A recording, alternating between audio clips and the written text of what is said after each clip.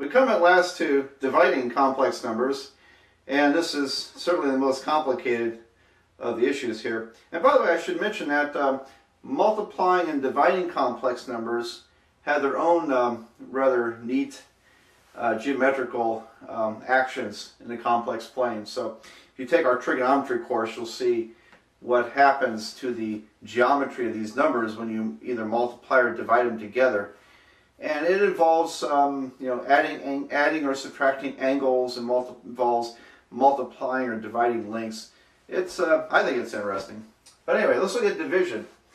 And at first glance, you might think, well, how in the world could you possibly divide this? 4 plus I divided by negative 2 plus 3i.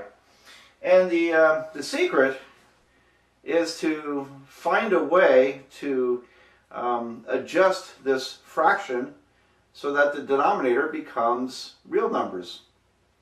So here's what I mean. And the trick is this. I'm going to multiply numerator and denominator by the conjugate of the denominator. So let me write that up there and we'll talk about it. So I'm going to multiply top and bottom by negative 2 minus 3i.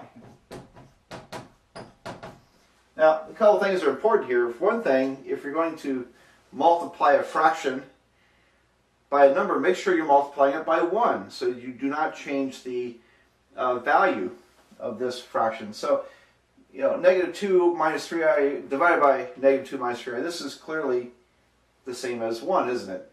A number divided by itself is 1.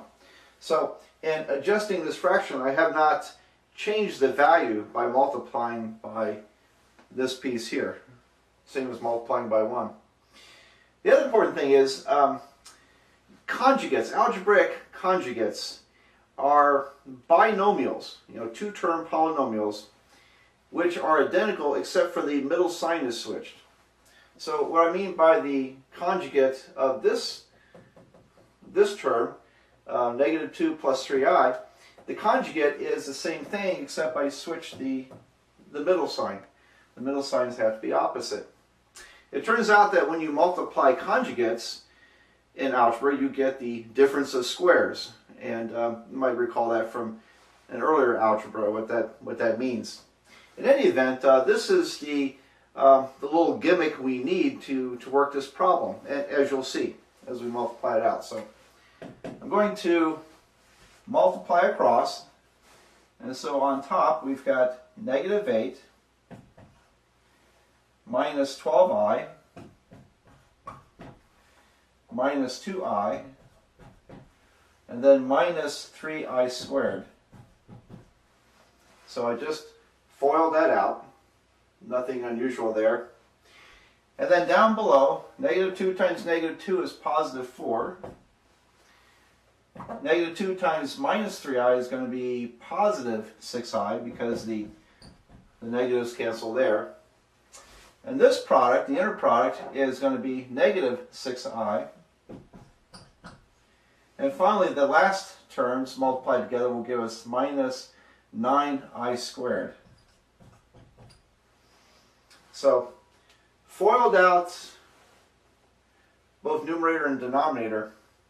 And some other nice things happen here. For one thing, the 6i and the minus 6i cancel. And that's what happens when you multiply conjugates. The inner terms will cancel off. And that's good. Also, don't forget we can replace I squared with negative 1. So, let's see what happens. I get negative 8, and then these terms combine together up here, so now we have a negative 14i, and then a negative 3 times negative 1 is a plus 3. Down below I've got 4, and negative 9 times negative 1 is plus 9. So, I mentioned the product of conjugates is a difference of squares. Actually, when you multiply conjugate complex numbers, you get a sum of squares. 2 squared plus 3 squared. Alright, well, if you don't follow all that terminology very well, it's not that important. The main thing is, don't don't screw up your multiplication and combine your terms correctly. All right, so we're almost done. These numbers combine, so if negative 8 plus 3 is negative 5 minus 14i, and it's divided by 13. So there we go. Now, as far as I'm concerned, the problem is done. This is, to me, a fine answer. Textbooks often take it a little bit farther than this, and it's perfectly fine, and I know why they do so. So let me make a little room. Very often in a textbook, you would see this answer written as negative 5 over 13 minus 14 over 13 times I. So what they've done is they've split up the fraction into a sum of, or in this case, a difference of two fractions. But the terms, you might hear my dog barking. She's trying to get my attention. I don't let her in the room because she'll just fall asleep and snore in the middle of these videos. But look what we have here. This is written in a form that we will recognize as a complex number, because here's the real part and here's the imaginary part, and they are added or subtracted together. So when textbooks write it this way, then they're trying to emphasize that what you have is a single complex number. This is acceptable to me, but if, just one little caveat here, if you're able to simplify the fraction, say factor out a 2 out of numerator and denominator and cancel the 2's, then you should do that. So let me give you an example of that. We're done with this problem.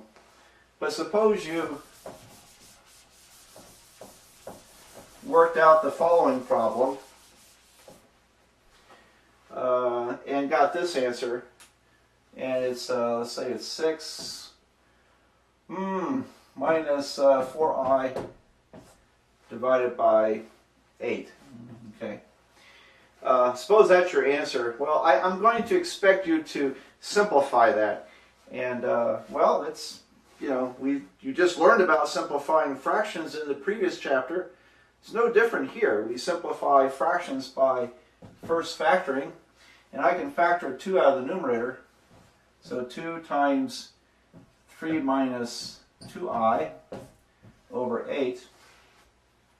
And then the 2 cancels with the 8, leaving a 4. So now we have 3 minus 2i over 4. So now it's simplified because we can't reduce this fraction any further.